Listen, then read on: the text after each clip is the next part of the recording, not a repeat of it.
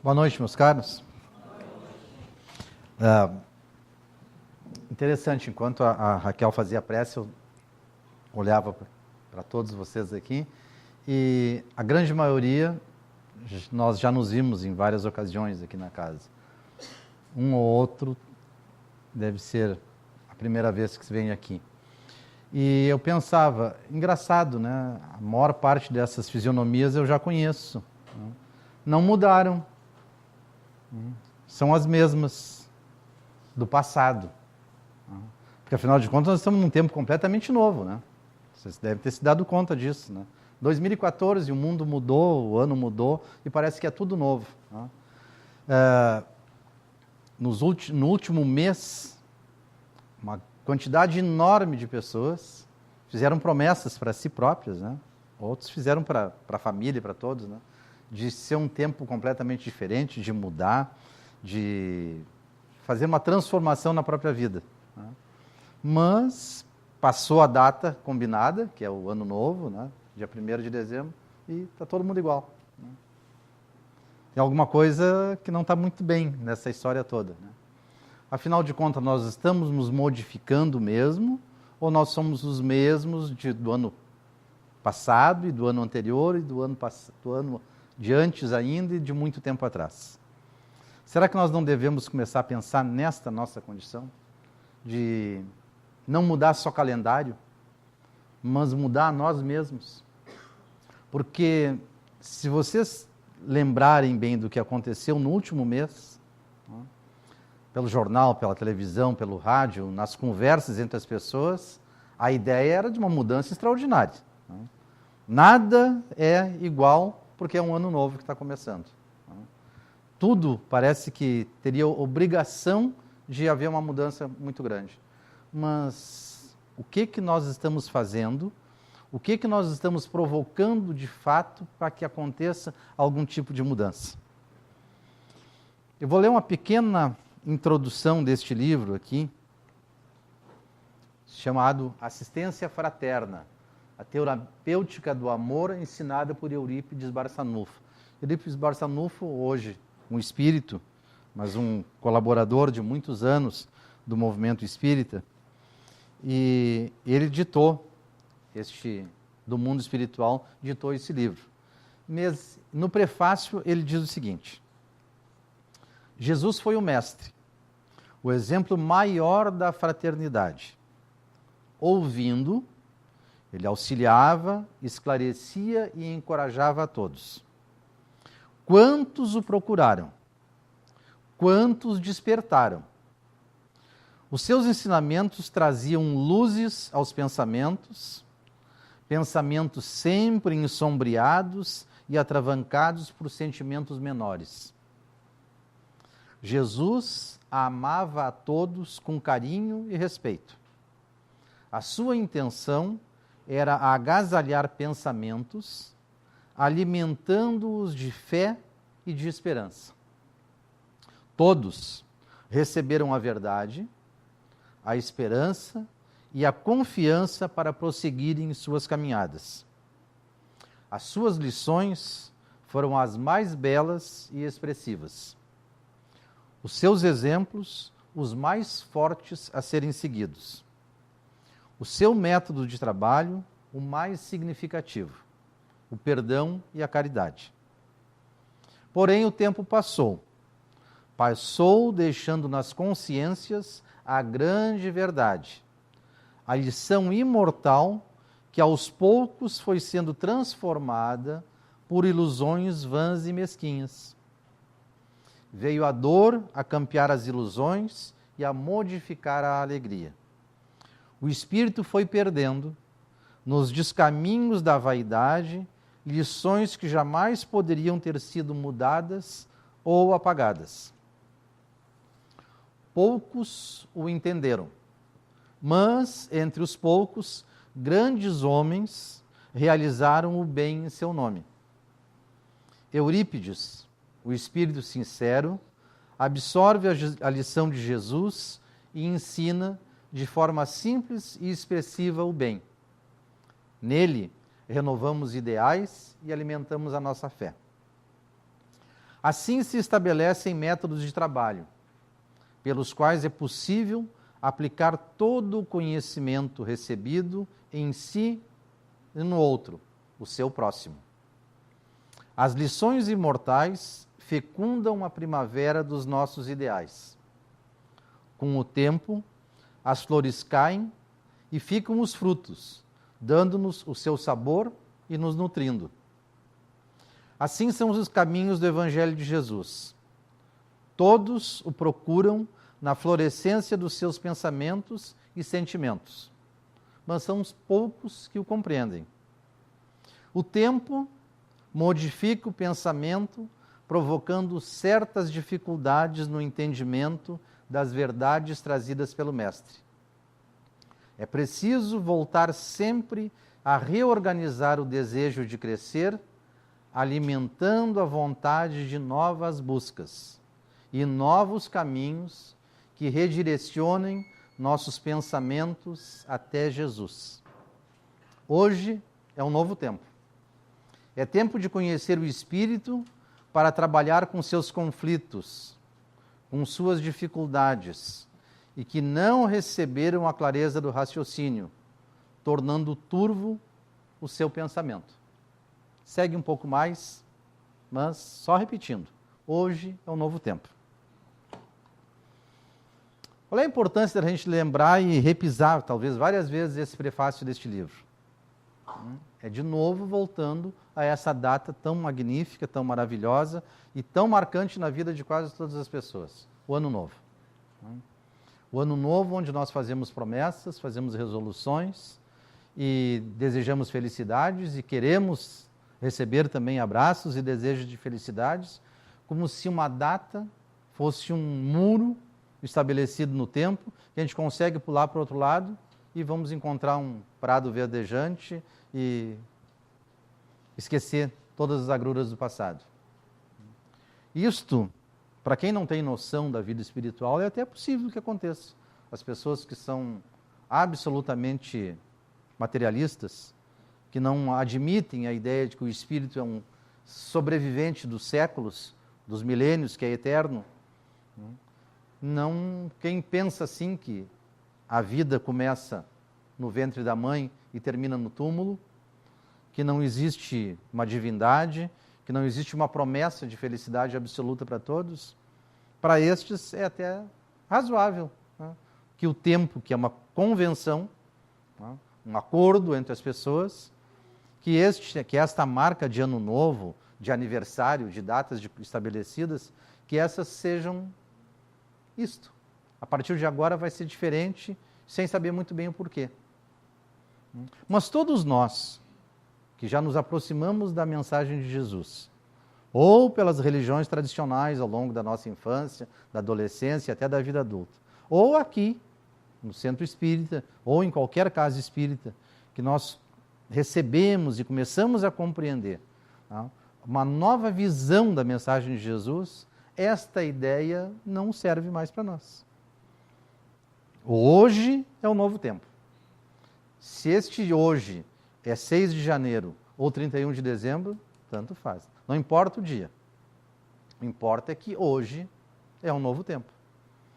Porque para o espírito imortal, para todos nós, mesmo aqueles que não acreditam nisso, mas para todas as pessoas na face da Terra, encarnadas e desencarnadas, todo dia é um novo tempo. Porque, e isso é muito difícil das pessoas que não admitem a espiritualidade compreenderem, nós somos espíritos eternos. Nós não começamos no dia do nascimento ou no dia da concepção. Nós existimos há muito e muito tempo. Cada um de nós aqui tem uma idade diferente, mesmo que faça aniversário no mesmo dia. Mas cada um de nós foi criado como espírito em datas diferentes. Provavelmente em séculos diferentes, para não afirmar que milênios diferentes. Todos nós já vivemos no mundo físico, ocupando um corpo de carne, várias vezes. Seguramente alguns muito mais do que os outros. Mas foram inúmeras as vezes que nós já vivemos neste mundo. Aqui no Brasil, na Europa, na Ásia, em algum lugar deste planeta, não importa qual. Com que tipo de família, com que tipo de povo, com que tipo de religião, com que tipo de condição social, nós experimentamos várias, todas elas diferentes seguramente. Mas somos o que somos, resultado deste nosso passado. Nós não somos, em termos de personalidade, em termos de capacidade de olhar o mundo, em grau de felicidade ou quantidade de tristeza que carregamos, nós não somos o resultado da vontade de Deus, neste aspecto. Nós somos o resultado da maravilhosa experiência que Deus nos tem oportunizado de vivermos várias experiências diferentes. E em cada uma destas experiências, nós fomos acumulando algumas virtudes, alguns bons sentimentos, algumas misérias, algumas tristezas, algumas infelicidades, quem sabe algumas maldades, mas nós somos hoje o resultado desses todos anos novos que já experimentamos ao longo do tempo. Novos e velhos. Nós somos o resultado daquilo que nós fomos fazendo conosco mesmo ao longo do tempo. Conversávamos ainda há pouco, quando nós estávamos no início dos nossos trabalhos aqui, e eu lembrei para o grupo de companheiros que estávamos conversando, a minha mãe, ela usava uma expressão muito interessante, quando ela dizia que alguém reclamava da vida, né? E normalmente reclamava da vida dizendo assim, porque eu sou assim, porque eu fui criado desse jeito. E a minha mãe era uma pessoa com muito pouca instrução, né? Ela concluiu o curso primário naquela época, né? O que já era muito, né? Mas ela é uma pessoa muito sábia. E ela dizia o seguinte, que toda pessoa, quando completava 21 anos, não podia reclamar mais de pai e mãe, daquilo que tinha se recebido de educação ou de instrução deles. Porque depois de adulto, cada um tem que assumir a si próprio, as suas vontades, e se receber uma má educação, que conserte isso agora quando é adulto, né? Não fica reclamando, né? Eu acho fantástico, eu sempre tenho uma lembrança muito carinhosa dessa expressão que a minha mãe usava. E eu creio que ela tem razão, né? E é nesse sentido que eu gostaria também de lembrar todos nós das nossas responsabilidades este ano novo. Nós todos somos adultos. Não tem criança aqui. As crianças estão lá no fundo, recebendo também um processo educativo através da brincadeira e do lúdico. Mas todos nós somos adultos. Todos nós vivemos muito mais do que 21 anos, né? Nós vivemos várias encarnações. E nós podemos olhar, não para este passado distante, porque a sabedoria de Deus nos coloca uma barreira nos olhos, né? Nós não sabemos que tipo de vida nós tivemos na encarnação passada e nas anteriores. Nós não temos essa lembrança. Ainda bem, né? Nós temos, sim, alguma coisa que marca a nossa personalidade.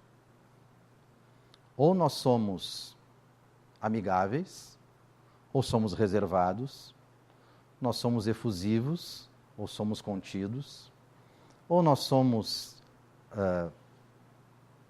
permanentemente praticantes da verdade, ou somos um pouco mentirosos, ou muito mentirosos. Enfim, nós temos variadas formas de construção da nossa personalidade. E cada faceta dessa personalidade que nós temos, nós fomos construindo ela ao longo do tempo, de acordo com aquilo que nós vimos na casa, na família, nas diversas famílias onde transitamos, com os diversos companheiros e companheiras que nós fomos cultivando ao longo da vida, com os amigos, quem sabe até com os inimigos que nós convivemos, com os colegas de trabalho, com todas as pessoas que nós convivemos ao longo do tempo. E cada uma delas nós observamos a cada dia, mesmo que a gente não pense muito nisso. Mas cada um de nós observa as pessoas que convivem dentro de casa, que convivem na sociedade, no trabalho, na vida diária, e nós olhamos as pessoas e avaliamos cada uma delas conforme a personalidade que cada uma tem. E aí nós olhamos, esta pessoa é uma pessoa mais alegre, esta é mais feliz, aquele é lamuriento, aquele é infeliz, aquele tem isso, aquele tem aquele outro. E nós escolhemos, às vezes, sem pensar, imitar uma pessoa dessas ou outra. Esta é a nossas decisões, o conjunto de decisões que nós temos a tomar. Nós somos espíritos imortais. Os espíritos todos que, contribuindo conosco, a humanidade inteira, nos relataram a codificação espírita, fizeram todo o relato que consta no livro dos Espíritos, nos ensinaram a entender a mensagem de Jesus através do Evangelho segundo o Espiritismo. Nos deram a informação de como é que nós nos comunicamos com o mundo espiritual através do livro dos Médiuns. Nos falaram do nosso futuro através do livro Céu e Inferno. Nos falaram do nosso passado, da criação do mundo e do universo através da Gênesis. Todos esses espíritos, eles disseram que nós temos uma promessa garantida para cada um de nós. Eles afirmam unanimemente que cada um de nós, no momento da criação, no momento que cada um de nós foi criado, foi estabelecido que nós seríamos um dia, num tempo determinado para cada um, absolutamente felizes. E essa felicidade seria quando a nossa personalidade fosse uma personalidade feliz, isenta de misérias, de erros, de sofrimentos. Só que junto com esta promessa, foi dada uma dádiva para cada um de nós, a liberdade. É como se Deus tivesse dito assim: tu estás criado agora, tu vai chegar lá naquele ponto que é a felicidade absoluta. E o caminho que tu quer percorrer para chegar lá é problema teu. Escolhe.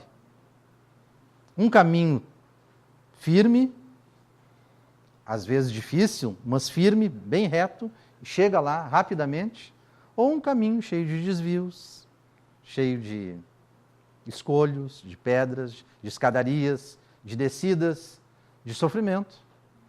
Mas todos os caminhos que a humanidade percorrer vai levar ela, sem dúvida nenhuma, para a felicidade.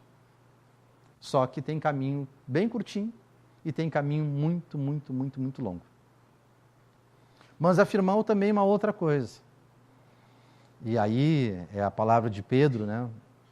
Apóstolo, companheiro do Cristo, que disse que, usando a linguagem da época deles, a linguagem dos judeus, ele disse que o amor cobre uma multidão de pecados.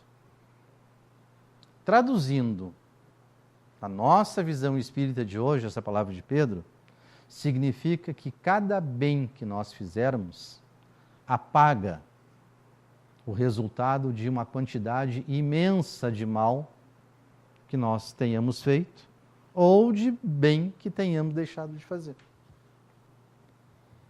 Dito de outra maneira, se nós queremos correr, chegar mais rapidamente nesta felicidade que nos é prometida, nós podemos chegar lá sem preocupações com o passado.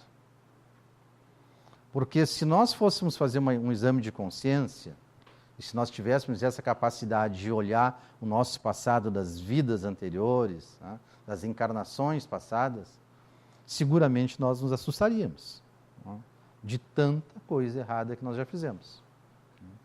Eu não estou nem propondo que cada um de nós olhe para as coisas erradas que fez ou deixou de fazer nesta atual encarnação. Que cada um de nós também terá o seu caderno, né, cheio de anotações desagradáveis. Mas se tivermos alguma coisa de errado nesta vida, quanto mais não teremos feito nas vidas anteriores. Mas a promessa do Criador e a mensagem de Jesus diz para todos nós o seguinte: não importa o que tenhamos feito. Não tem a menor importância. A única importância que tem aquilo que nós já fizemos é que a gente tenha consciência se fez certo ou fez errado. Mas para o futuro não tem importância nenhuma. Desde que hoje é um novo tempo. Este é o problema. Essa é a solução. Hoje é um novo tempo. Chico Xavier tem uma frase muito interessante sobre isso, né? E ele diz assim, nós não podemos mudar o passado. Claro, o passado passou, está lá. Mas todos nós podemos fazer, a partir de agora, um novo futuro. E esse é o nosso desafio. Para cada um de nós.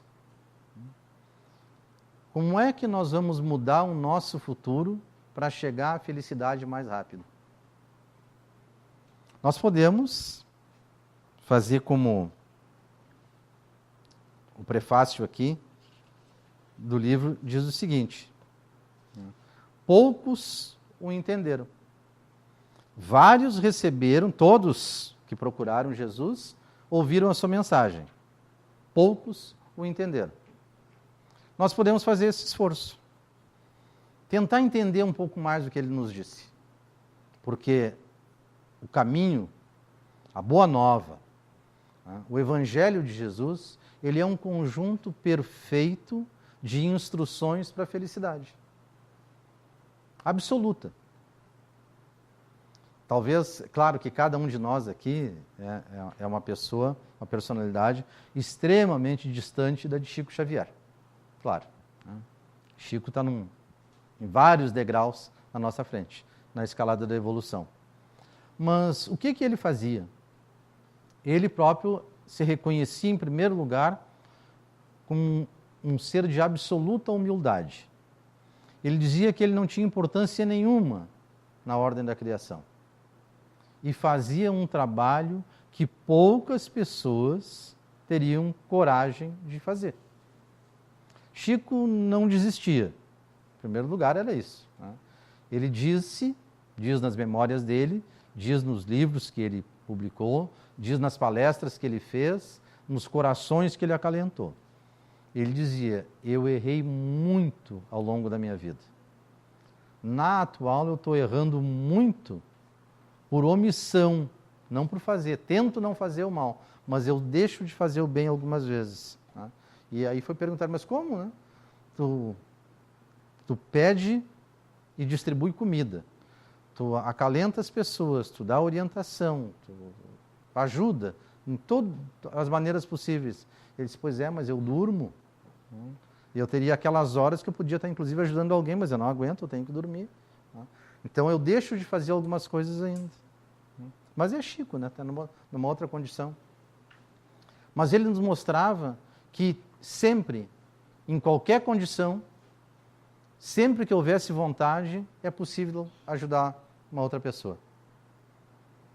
Um exemplo nós temos aqui, né? Nós temos esse prédio antigo, já com vários problemas, e nós fazemos um esforço tentando deixar ele confortável para todo mundo. E ninguém está se sentindo confortável aqui, com esse calor todo mesmo com ar-condicionado. Chico ia para debaixo de uma árvore, porque ele não tinha nenhum centro espírita, uma sala, uma casa, para tratar das pessoas. E lá, embaixo da árvore, embaixo do abacateiro, ele fazia o que ele podia. Ele ensinava as pessoas. Mas poucos o entenderam. Nós estamos numa situação privilegiadíssima, perto da época que Chico começou e das primeiras pessoas que ouviram o Chico. Nós todos estamos numa condição muito mais favorável. Somos adultos, todos. Temos o poder de decidir a nossa própria vida. Somos capazes de examinar o nosso passado recente, desta encarnação. Todos nós temos a capacidade de examinar os nossos atos da vida atual e nós podemos classificar eles como bem feitos, como mais ou menos, e lembrando também algumas coisas que nós deixamos de fazer. Nós somos capazes de lembrar e decidir sobre aquilo que nós fizemos já no passado. Agora, tudo aquilo que nós fizemos ou deixamos de fazer no nosso passado reflete na nossa vida de hoje. Se nós dedicamos muito tempo da nossa vida à lamúria, a reclamar do que nós temos, é tempo que nós não podemos utilizar para avançar na nossa felicidade. Se nós, ao longo do tempo, cometemos vários equívocos sucessivos, em vários campos, no relacionamento familiar, no relacionamento amoroso, no relacionamento de trabalho, no relacionamento social, fizemos coisas erradas. Tá? Nós podemos usar o nosso tempo, ficar reclamando que fizemos coisa errada e dizer, é verdade, eu fiz errado e agora a consequência está aí. Ó, que horror. Tá? Ou nós podemos pensar, fizemos coisas erradas sim, tenho a consequência agora. Ó, que bom, vou consertar essa história. É assim que nós podemos fazer. É assim que Jesus exemplificou durante todo aquele tempo que ele passou conosco. Hoje é um novo tempo, diz aqui no prefácio do livro. Hoje, não foi dia 1º, não é dia 7, amanhã, é hoje, é agora, é neste segundo. A insistência do Chico. Nós não podemos mudar o nosso passado, mas agora, já neste momento, nós podemos começar a construir um novo futuro. E é isso que nós podemos fazer. E é isto que Jesus convida a cada um de nós a fazer. É isso que toda a espiritualidade superior convida cada um de nós a fazer. Mudar as nossas atitudes. Mudar as nossas atitudes e até pode pensar assim, com um objetivo bem egoísta. Porque eu quero ser feliz mais rápido e mais ligeiro que os outros. Eu quero chegar primeiro lá. Então eu tenho que mudar mais do que os outros. Mais rapidamente e com mais consistência. Mas também tem um aspecto que aí, tanto a ciência da psicologia hoje sabe muito bem isso, tá? E o entendimento espírita também nos esclarece com muita tranquilidade. Tá? Nós não temos departamento de milagre. Portanto, nenhum de nós também é capaz de fazer mágica e de fazer uma mudança extraordinária de um momento para o outro. Mas o que nós podemos fazer de extraordinário e efetivamente extraordinário é tomar a decisão. A partir de agora, eu vou mudar. A partir de agora, eu vou acelerar a minha caminhada para a felicidade. Bom, mas o que eu tenho que mudar? E aí cada um de nós, de acordo com o seu exame de consciência, vai ter uma relação muito grande ou muito pequena de pontos a serem modificados na sua própria vida. Tem uma dica muito interessante para a gente conseguir fazer essa mudança. Escolher uma. Uma só. E bem pequenininha. Uma pequena virtude que nós precisamos aumentar na nossa vida. Um pequeno defeito de caráter, de personalidade que nós podemos corrigir. Um só. Um só. Os chineses têm um ditado muito antigo, né, de vários milhares de anos, que diz que uma caminhada de 1000 passos começa com um passo. E é verdade, né? Nós não podemos fazer nada, chegar em lugar nenhum, sem dar o primeiro passo. Então, a grande sugestão para 2014 do movimento espírita é esta: que cada um de nós escolha um ponto da sua personalidade que possa ser modificada para melhor. Só um. E se dedique alguns dias, semanas, meses, anos, se for necessário, a fazer esta mudança na personalidade. Só esta. Só uma. A cada dia, um novo desafio. Manter esta mudança que nós iniciamos. Agora, já, neste momento a gente pode fazer isso. Porque todos os nossos atos, eles surgem e nascem no nosso pensamento. Agora nós não estamos fazendo nada de errado, podemos estar aqui completamente neutros, nem nada de bom, nem nada de errado. Tá?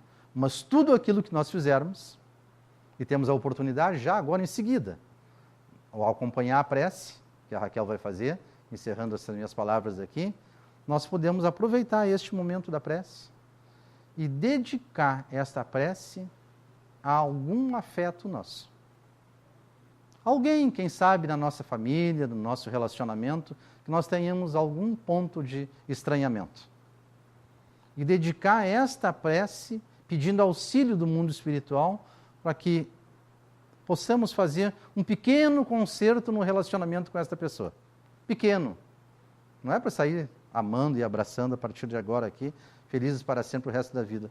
Não, se a gente tentar isso, não vai conseguir. Mas se nós conseguimos consertar parte do relacionamento que está um pouquinho estremecido com qualquer pessoa. Gente, se nós fizermos isso, nós estaremos dando um passo extraordinário na nossa própria vida. Hoje é um novo tempo.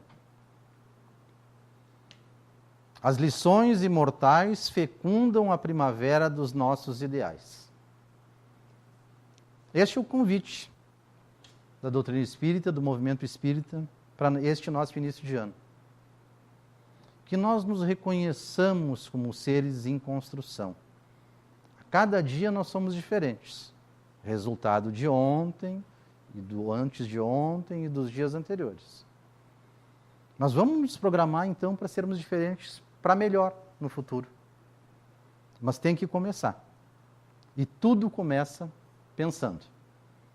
Se nós conseguirmos fazer isso, e cada um de nós aqui terá necessariamente uma velocidade e um resultado diferente do outro. Mas não importa o tempo. Afinal de contas, hoje é um novo tempo. Não importa quanto tempo vai levar para essa mudança acontecer, mas ela vai acontecer. Quanto mais cedo ela chegará, quanto maior for a nossa disposição e o esforço empregado em fazer essa mudança. Mas todos podemos fazer isso. Jesus, quando nos visitou e transitou conosco aqui há algum tempo, ele não disse que veio trazer a mensagem para alguns, que alguns seriam os escolhidos. Não. A mensagem final dele, depois já do episódio da crucificação, ele diz: ide a toda a terra e levai a boa nova. A palavra dele, o exemplo dele, pode modificar todas as pessoas do mundo. Nós, que já conhecemos isso, temos esta oportunidade de fazer a mudança nossa, particular. O convite está dado. Cada um de nós, talvez, tenha dificuldade de sozinho fazer isso. O movimento espírita, ele tem algumas ferramentas que nos auxiliam nesse aspecto. Então, desde já, eu faço 2 convites aqui. Para os adultos que querem uma ferramenta um pouquinho mais avançada para ajudar nesse processo de mudança, venham conosco estudar a doutrina espírita. Sem nenhum compromisso a não ser consigo próprio, de tentar compreender um pouco mais. Março começam os nossos grupos de estudo. Para os não adultos ainda, para as crianças, o programa de evangelização infantil, porque é lá que tudo começa, né? Em casa, na família, na infância. Né? Venham conosco. O convite é bom, isso pode ter certeza. E não esqueça, mudança. Hoje é um novo tempo. Boa noite a todos.